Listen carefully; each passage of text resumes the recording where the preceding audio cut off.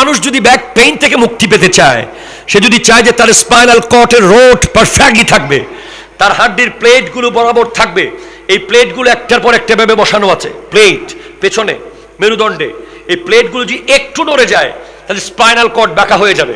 আর spinal cord যদি বাঁকা হয়ে যায় ব্যাক পেইন হবে, যেই পেইন তীব্র থেকে তীব্র হবে, এক সময় রক্ত জমতে জমতে এই পেইনের আর কোনো ওষুধ থাকবে না, অপারেশন করে রাস্তা আবার করতে হবে। সেটার একমাত্র ওষুধ হলো রুকু। রুকু রুকু মানে পারফেক্টলি রুকু,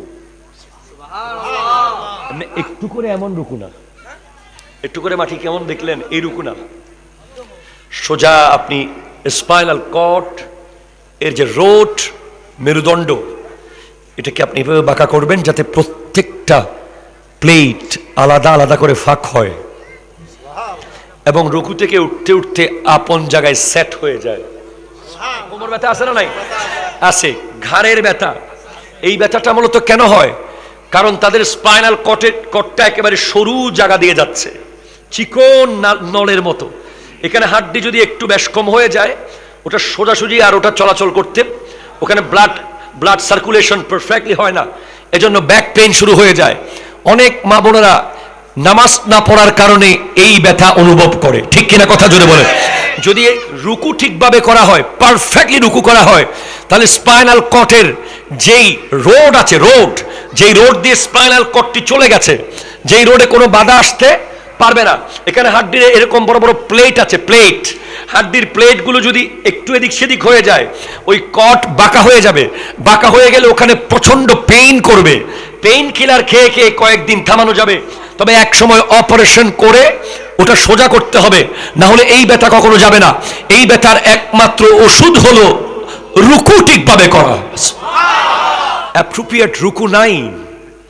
অ্যাপ্রোপ্রিয়েট রুকু থাকলে কখনো ডায়াবেটিস হওয়ার সম্ভাবনা নাই। অ্যাপ্রোপ্রিয়েট রুকু থাকলে ওনার ব্লাড প্রেশার, ওনার শরীরে বিভিন্ন রোগ আসতে পারে না। নিশ্চয় হয়তো ওনার সিজদা অ্যাপ্রোপ্রিয়েট না, ওনার রুকু অ্যাপ্রোপ্রিয়েট না, কোনো একটা কারণ আছে। হ্যাঁ, রোগবালাই আল্লাহর দেওয়া, এটা আল্লাহর পরীক্ষা। তারপরেও নামাজের কিয়াম, রুকু, সেজদা, এ প্রত্যেকটা বিষয়ের মধ্যে সায়েন্স গবেষণা করেছে, বিজ্ঞানসম্মতভাবে এই নামাজ হলো সমস্ত বডির রোগের ওষুধ।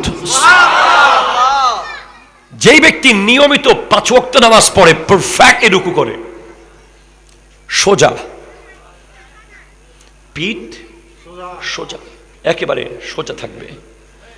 কেউ রুকু করে একটু এভাবে তাকায়, আসে না, আসে না, আসে না। কেউ রুকু করে কোনো মতে একটু করে জমিন দেখে, হালকার উপরে ঝাপসা। আর কেউ রুকু করে পারফেক্টলি। যারা অ্যাপ্রোপ্রিয়েট রুকু করবে তাদের স্পাইনাল কর্ড কি আমি আপনাকে বুঝাই। বিজ্ঞান আর ইসলাম আপনি আমাকে দিয়েছেন এগুলো, এই ফকির মিসকিন বহুদিন ধরে এগুলো নিয়ে আলোচনা করছে।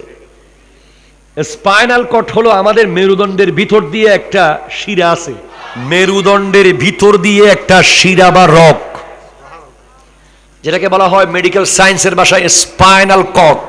কোরবানির গরু আমরা কিরকম জবাই করি? কণ্ঠনালী, খাদ্যনালী আর একটা রগ কাটি, কিন্তু পেছনের এই ঘেঁড়ি কাটা যাবে? কাটলে গরুর কোরবানি হবে না। কিন্তু অন্যান্যরা দেখবেন এক কোপে 2 টুকরো করে দেয়। আমরা যদি এক কোপে কাটি, এটা হারাম হয়ে যাবে আমাদের জন্য, খেতে পারবো না। আর কেন? স্পাইনাল কর্ড কাটা যাবে না। বিজ্ঞান চিন্তা করলো, কেন মুসলমানরা স্পাইনাল কর্ড কাটবে না?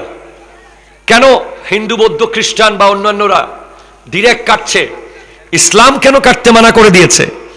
তখন বিজ্ঞান প্রমাণ পেল যে ওই পশুর রক্ত ভিতরে সমস্ত জীবাণু বহন করে। পশুর রক্তের ভিতরেই জীবাণু, গোশতের মধ্যে নয়। একটা গরু, একটা মহিষ, একটা ছাগল, একটা ভেড়া, একটা দুব্বা, একটা ওট, যেটাই আপনি জবে করেন, এটা রক্ত খাওয়া হারাম। রক্ত খাওয়া কি হারাম? কেন? এই রক্তের ভিতরে সমস্ত জীবাণু রয়েছে। তো আপনাকে অবশ্যই এই পশুর সব রক্ত যেন বের হয়ে যায় সে ব্যবস্থা করতে হবে। রক্ত যদি ভিতরে রয়ে যায়, ওই গোশত খেলে আপনি জীবাণু আপনার শরীরে প্রবেশ করবে, কঠিন ভয়াবহ রোগ আপনার শরীরে প্রবেশ করবে। তো হুজুর, রক্ত বের হওয়ার সাথে স্পাইনাল কর্ড না কাটার কি সম্পর্ক?